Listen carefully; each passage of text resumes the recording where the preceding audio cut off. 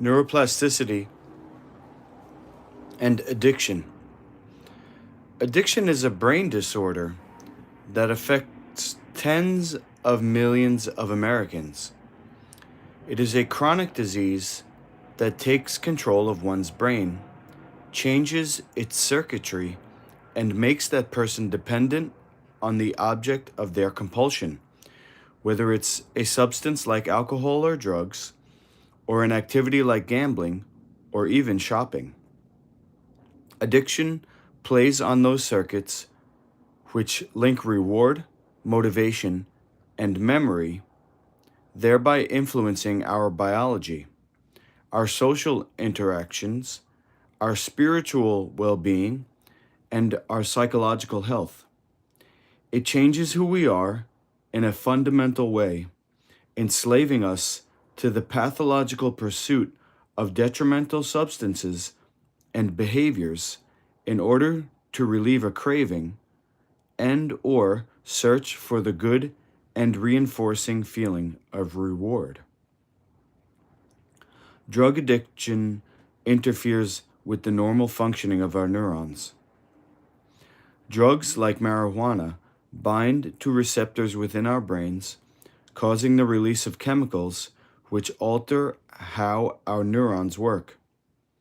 Other drugs like cocaine stimulate neurons to release huge amounts of the neurotransmitter dopamine and prevent the body from breaking it down, which makes us feel good and motivates us to continue to seek out that feeling from the drug. Drugs change not only the functioning of our neurons, but also their connections, making it easier for us to use and reuse those drugs, leading to addiction. We don't need drugs to cause surges in dopamine levels that cause addiction. Excessive gambling and shopping can also change our brains by boosting dopamine, motivating us to pursue the rush that some of us feel when engaging in those behaviors. Like many other chronic diseases, addiction is progressive. It's always interfering with the quality of our lives and causing significant pain and morbidity. It sets us on a destructive path that usually leads to premature death. When the object of our dependence is suddenly withheld, that is, when we can't access the thing or behavior we're addicted to, physical signs take hold. Addiction is characterized by withdrawal symptoms such as disturbances in mood, changes in appetite, changes in sleep pattern, shaking, and headaches. However, the physical symptoms of withdrawal don't have the most significant impact.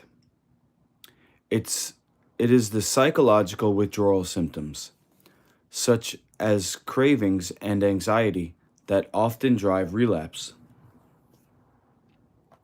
Addiction usually involves cycles of relapse and remission, as efforts to cut out the obsessions from one's life are unsuccessful. In addition to this physiological reliance, addicts often have remarkable behavioral problems.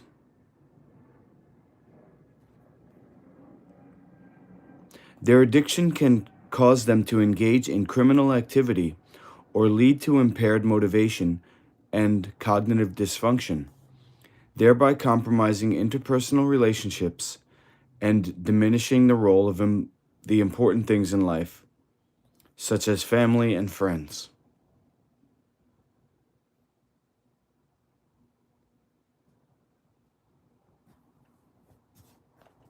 So, what is the source of this distraction that causes our brains to turn away from important people and things and focus instead on addictions?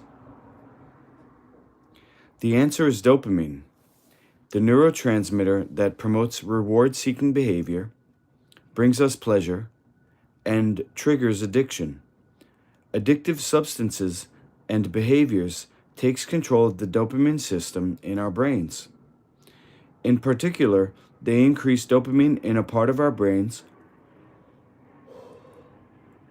called the nucleus accumbens, which plays a vital role in motivation, reward, pleasure, and reinforcement learning.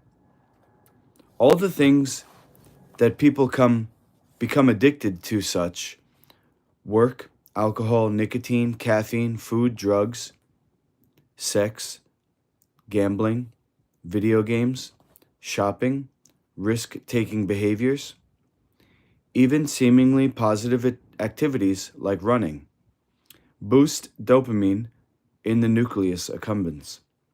Regardless of whether the outcome of this dependence is the accumulation of store-bought items, a drug-induced high, or winning races, all addiction boosts dopamine in the nucleus accumbens, the reward center of the brain.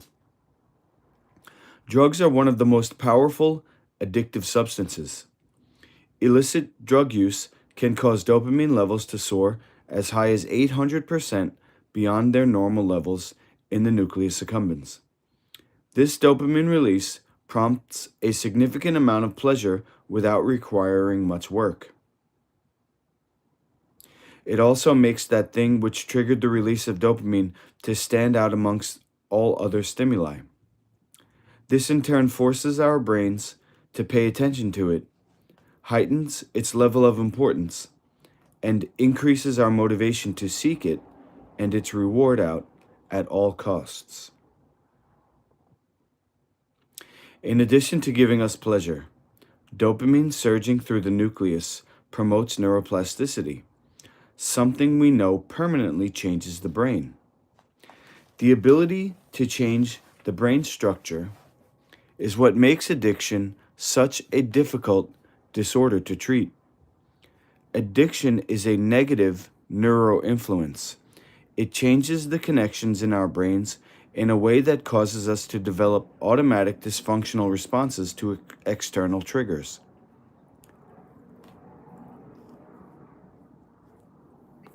Once the brain has focused in on that which triggered the release of dopamine, the prefrontal cortex stimulates the hippocampus to remember everything there is about the substance or behavior which led to that wonderful feeling of reward. We learn everything about the scenario in detail, creating new nerve cells, sprouting connections with every association we make. Every time we think about our addiction, make new associations, relive it, and experience it, we flood our brains with more dopamine, which further increases the synaptic connections, wiring them in even stronger. We build an intricate neural network dedicated to our addictions, with an arrangement of grossly obvious associations and indirect connections serving as triggers for an automatic maladaptive response. Addiction does more than spur on the creation of new axons, dendrites, and synapses. Changes occur within the neurons themselves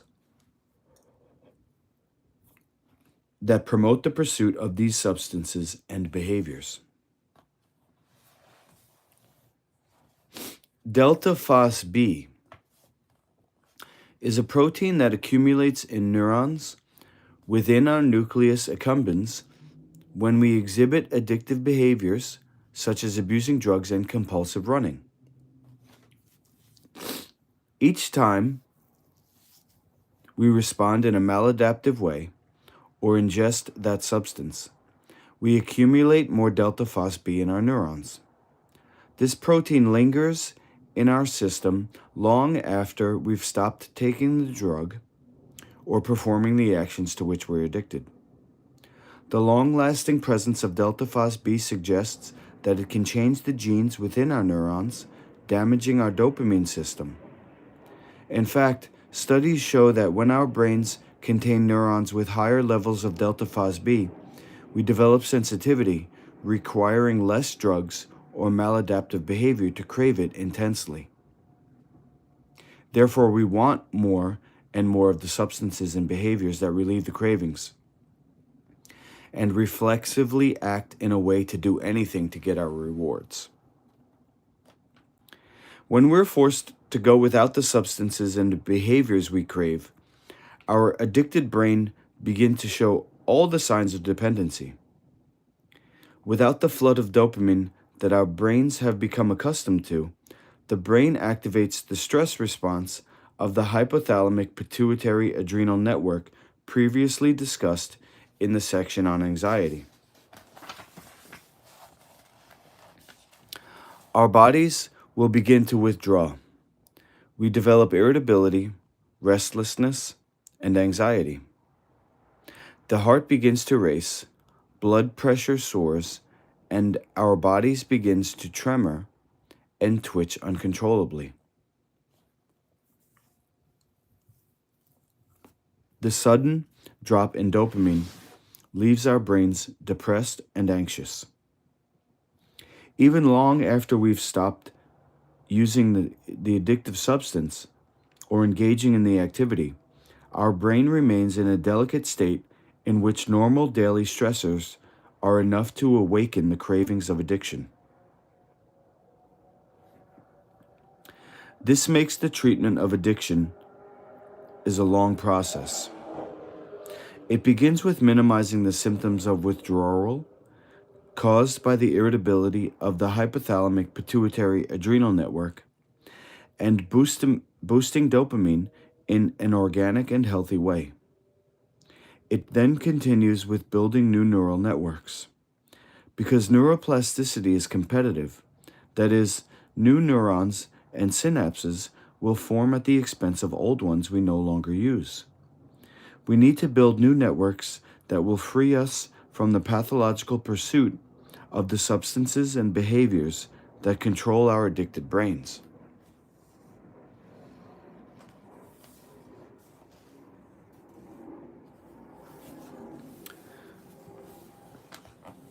Neuroplasticity and memory. Our memories define us. They make our lives recognizably different from that of everyone else. Memories give our lives meaning. By storing and processing every experience we've ever had, we have a reference point to which we can compare every new encounter. Memory allows us to learn not just about the procedure of doing things or for the successful completion of an examination, but about ourselves as well. Memory keeps track of the story of our lives. That is why the prospect of getting Alzheimer's disease is so terrifying, or why we panic when we begin to notice small lapses in memory. This idea that we will lose ourselves, forget who we are, and what we've meant to our families, friends, and communities frightens us. For everything that memory represents, memory is about connection as far as our brains are concerned. It is about the impact of the connection amongst neurons and the strength of those networks.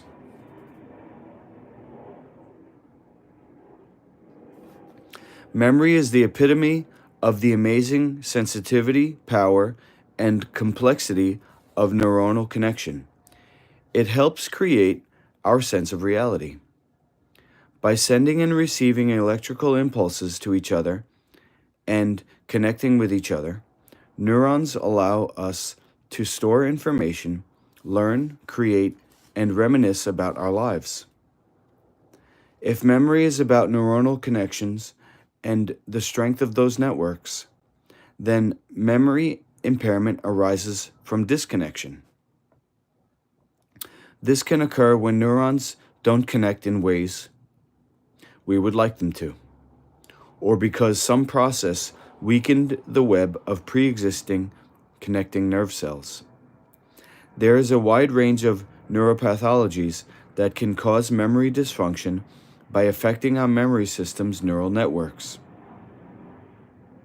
In fact, anything associated with structural changes in the brain, that is, stroke, tumors, Alzheimer's disease, or any toxic or metabolic issues that damages neurons and their networks, that is, drugs, alcohol, liver dysfunction, can cause memory impairment. Structural changes, toxic exposures, and metabolic derangements aren't the only forces that cause memory impairment. We often allow ourselves to negatively impact our own memory systems. Our society has become so distracted lately that we don't give our neurons a chance to receive information, encode and process it, and then consolidate the information. Yet we still expect our memories to retrieve something that we never gave our brains a chance to learn. Our phones, social media, the television, family and friends, and even our own thoughts engross us so much that sometimes what we assume is memory loss is simply due to a lack of registering information. We weren't able to register information because we lacked of focus and attention. In short, we don't give our neurons a chance to make new connections and wire them in nowadays.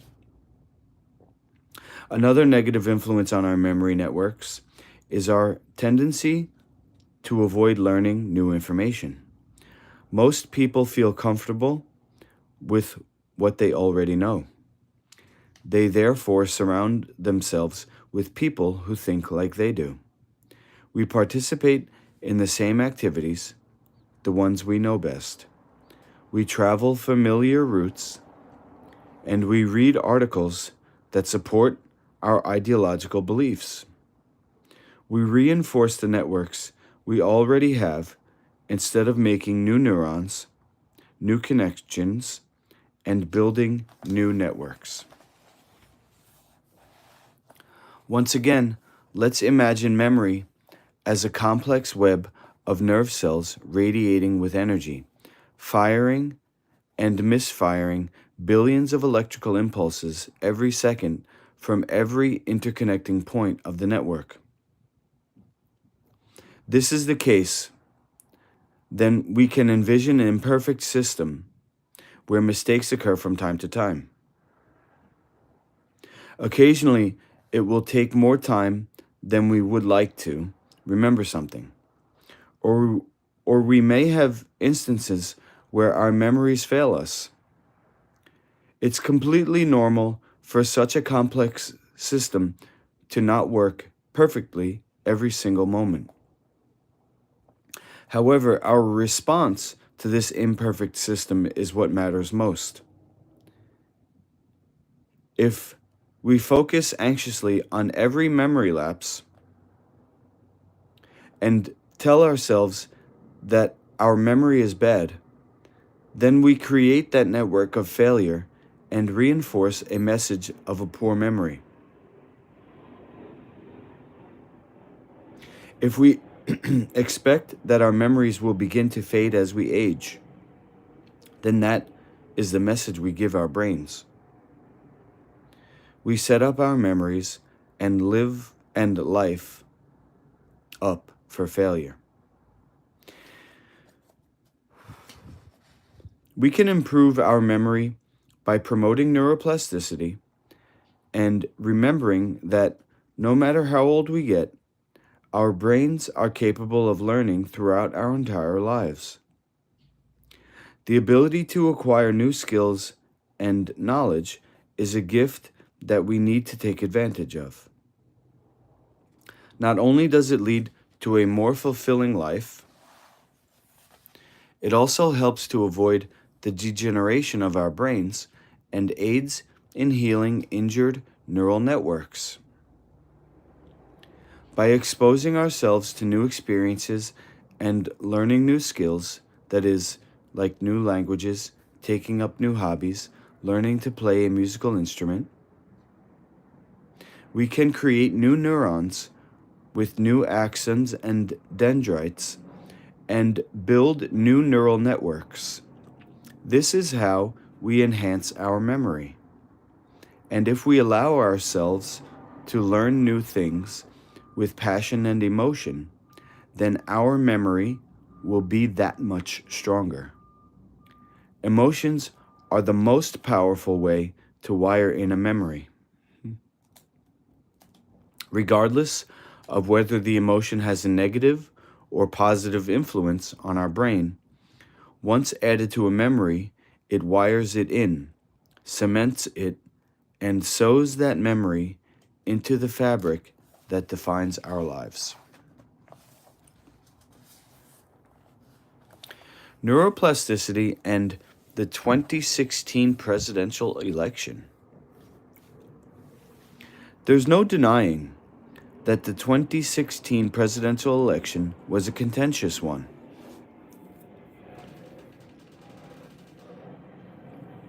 Each party was able to mobilize its supporters, creating a fierce base of impassioned loyalists willing to overlook actions and comments that may have been arguably unbefitting of an American president. The vitriol and violence associated with this election has caused a divide in our country, going so far as to ruin friendships, strain families, even cause a plethora of unfriending throughout social media.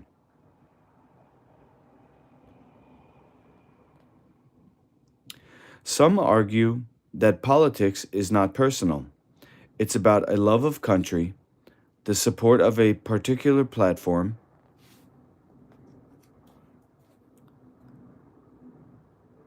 and the general direction in which you want to see the country move.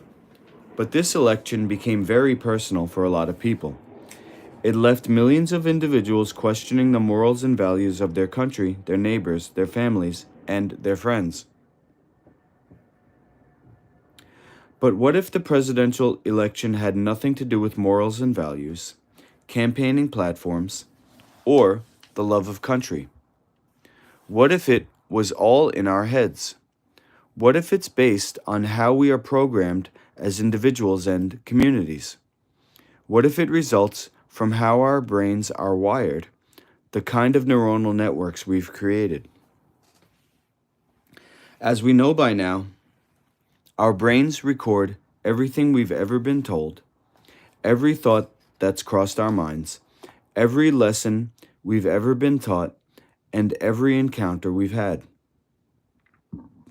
When exposed to information, our brain takes it in and compares it to every neural network that already exists within it. If it is completely new data, the brain stores it, and it becomes the foundation for the development of a new network at a later time, given the right amount of repetition. If it's information to which we've already been exposed, the brain wires it in to pre-existing networks, strengthening those pathways. It becomes a program automatically controlling our thoughts and actions. The more we're exposed to similar information, the stronger the program gets. Regardless of whether they're based on facts, the programs become our truths, our perceptions, and we therefore base our actions and voting patterns on them. Politicians need our votes. They know that in order to get them, they need to get in our heads and program us. Politicians need to influence us, and at times that requires altering our perceptions to match their political platforms. This is how they get us to vote for them, by drilling into our heads what they think are the country's biggest issues.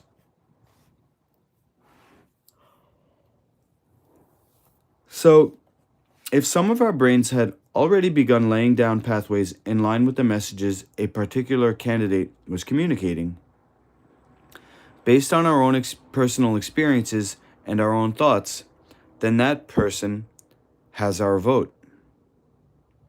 Every time we listen to their speeches, read their words in newspapers or online, and listen to the media analyze every sentence he or she has uttered, it reinforces and strengthens our neural pathways. This merges our truth with their ideas.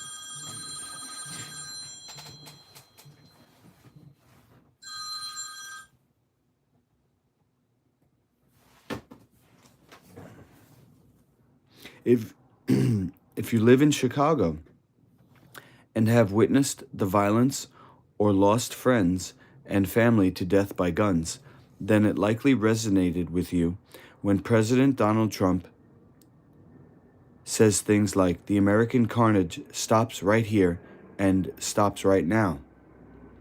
You may be able to relate to the idea of American carnage because it reinforces the program of violence that your brain has already created. If you were personally affected by the tragic shootings at Sandy Hook Elementary in 2012 or any other gun-related violence, then you likely agreed when Secretary Hillary Clinton called for expanded background checks for guns and stricter gun control measures. Your brain had formed neuronal networks about gun violence, the dangers of guns, and the carnage that they can cause. In this way, a politician's success is based on whether they can reinforce those things that our brains already know to be true. And if they can get us to feel something about those issues, then even better.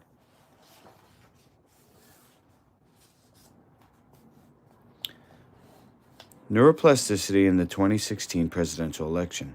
Cartoons showing the influence that repeated stimulation has in shaping our brains and neuronal networks, and the impact that has on the decisions we make at the ballots.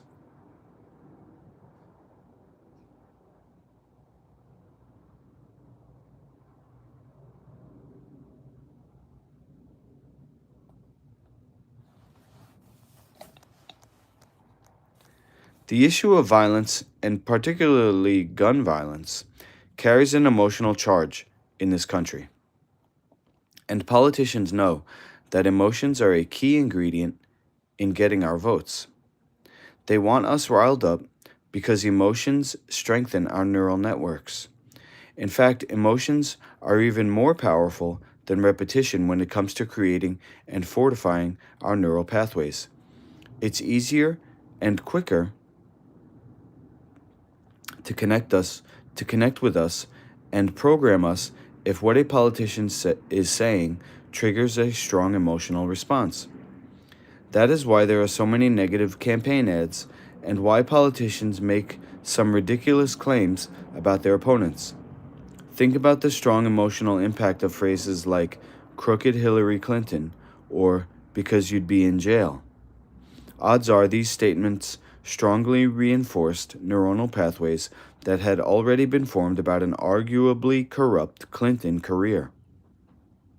Whether factual or not, it became the truth for millions of Americans.